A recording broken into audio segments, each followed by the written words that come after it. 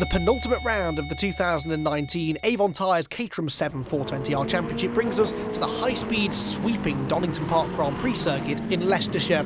Tim Dickens arrives here as the points leader but has only qualified 5th on the grid, with his two big rivals, John Byrne and Henry Heaton, both ahead of him, so this is set to be another epic encounter of what's been a fairly epic season so far.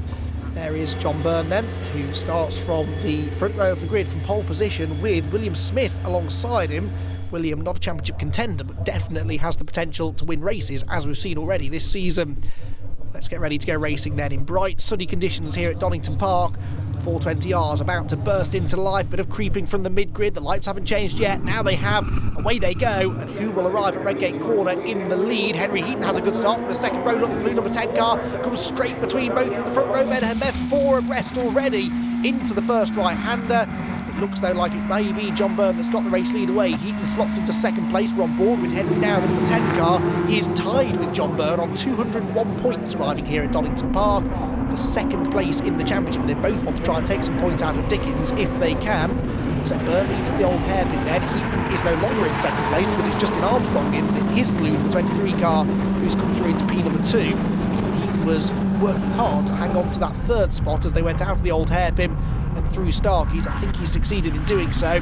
These incredibly rapid 420Rs are a real spectacle to behold on the track on their own, let alone when there's a big group of them like this. Aaron Head there's got the 27 of William Smith, the orange car on the inside. Now William started second, he gained one position back there through Coppice Corner, but he's only in about 8th or 9th place at the moment, so not a great start from the youngster.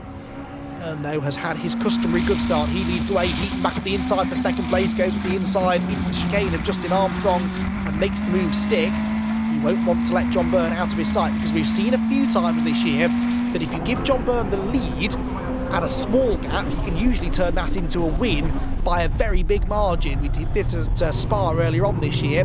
Alton Park as well, he came through from the back to win a race, so you need to be careful with John Byrne. He has the potential to get out in front and control the pace of the race really well. He needs to try and stay with him if he can. Into third has come David Henderson then. David Henderson, who arrives here 4th in the championship, and he's only about 13 points off the championship lead, so you can't count him out either in the black and red number 5 car. Heaton very much going with Byrne here then.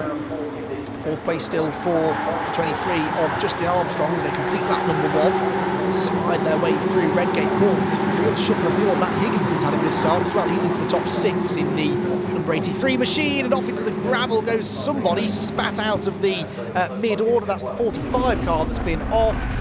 Thankfully will be able to rejoin. Chris Bates then had started 14th. He was running about 14th, I think, when he went off, but he no longer is.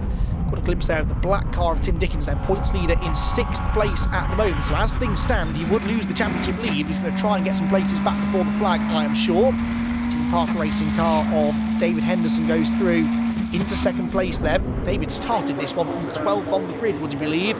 Right, let's see if we can pick out what happened here at Redgate Corner. Corner they go, off the turn is where somebody will get spat off, and the contact is, there, a bit of wheel banging on the exit of the corner is what puts Chris Bates into the gravel trap at high speed, even at that relatively tight right-hander. John Byrne now starting to do what he's done so many times in the past, which is pull away from the front. He's really pushing hard though, and he's getting away now from Henry Heaton in 2nd place. There he is. Right-hander at McLean's. Aaron Head's out onto the grass there, coming out of the right-hander as well. So he tries to chase down Richard Ainscough in the 58 in front of him. Then the next gaggle sees Matt Higginson ahead of Tim Dickens, and Tim Dickens really having a bit of a race to forget here. Tim has rarely been off the podium all year, but this time around at Donington Park things just don't seem to be clicking, and he's under pressure now from Alex Querbley, who goes up the inside in the number 47 car. Sees off that particular challenge, and then it's Justin Armstrong, so there's been a real mix around here because he, remember, was in our lead pack in the early stages. Down the hill into the braking zone, Dickens this time has the inside line on Matt Higginson, who is desperately late on the brakes though, manages once again to hang on to the place, or does he? Runs a bit too deep on the brakes in the end. Back up the inside goes Dickens, but the next corner is a left-hander, which means that Dickens will find himself very shortly on the outside line. So I think that Higginson was able to hold on once again. Out of final turn. Across the start-finish line we go once more, and this is the best battle in the race right now. Higginson weaving this way and that to try and keep Tim Dickens and Alex Querbley, Justin Armstrong and Russ Oliver behind. We see a move made into the first corner. Querbley there looking to the inside of Dickens, but in the end the positions stay as they were at the start of the pit straight. But they couldn't be much closer. Hairpin goes Heaton, still under pressure from William Smith, two of our potential race winners who have themselves fading a little bit. We've got quite a few drivers, by the way, who are starting to receive warnings for track limits, one of whom is our race leader John Burns. We'll monitor that situation. Surprisingly, the way this wasn't under investigation, lots of creeping for drives off the line, but Heaton did then launch off that third position on the grid to almost get the lead into turn one. He found a gap, he went for it in true Caterham style, but just couldn't get to the inside line in time, so Byrne held on to the lead that he hasn't actually relinquished ever since.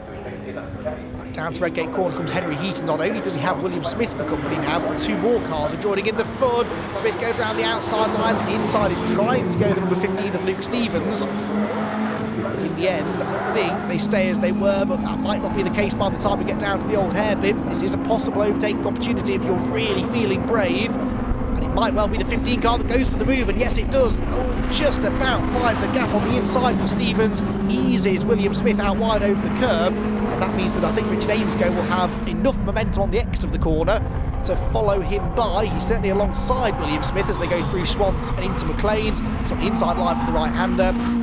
Yeah, nothing that William could do there. Realised that it was best to cut his losses, duck back in line and try and set about getting back ahead of those drivers. But that's how quickly your race can unravel. You can be defending beautifully at the front of the field, but as soon as one car gets past you, there are usually another two or three minimum right behind them who will go straight through as well. Down to the chicane then, Ainscough to the outside. Ooh, almost banging wheels now with Stevens as they turn through the left-hander, and that will mean that, straight away William Smith sees the chance to reclaim one of those positions, much quicker off the turn and drives straight back ahead of Ainscough. Stevens, though, now sets after Henry Heaton. Now, these are points that Henry Heaton can little afford to give away. However, he will be happy to hear that John Byrne, runaway race leader, has been given a 45-second track limits penalty, which means that David Henderson will actually come home the winner of the race. Remarkably, out of the final corner is about to come Henry Heaton, but he too, we're hearing, is being given a 5-second track limits penalty. So in second place will actually be Luke Stevens after a brilliant drive,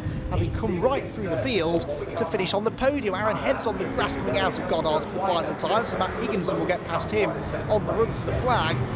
Well, a topsy-turvy race, and with track limits penalties affecting title contenders there, that will have shuffled up the points for sure. So Henderson wins it, Stevens seconds, with William Smith ending up on the podium ahead of Richard Ainscough. Heaton is 5th with his penalty, whilst John Byrne ends up 15th. I thought I had pace from testing and stuff, but 11th was hard work. I was worried about John getting away. Made a good start. I think I came round in 5th on the first lap. Spent the race watching him pick up track penalties. That was it, really. At last we got a podium. To be honest, I thought we had the pace to win it at the start, and we got to the front, and twice I was put on the grass by doors being shut fairly firmly, but I've been there, I've done it, so it's Caterham racing. But yeah, really pleased to finally get on the podium. Well, John Byrne and Henry Heaton arrived at Donington Park tied on points, and they leave tied on points now for the championship lead after Byrne won race 2. The top 4, though, are covered by 2 points with just 2 races to go. Well, a fabulous weekend of racing here at Donington Park. Be sure to join us next time for the championship decider at Brands Hatch.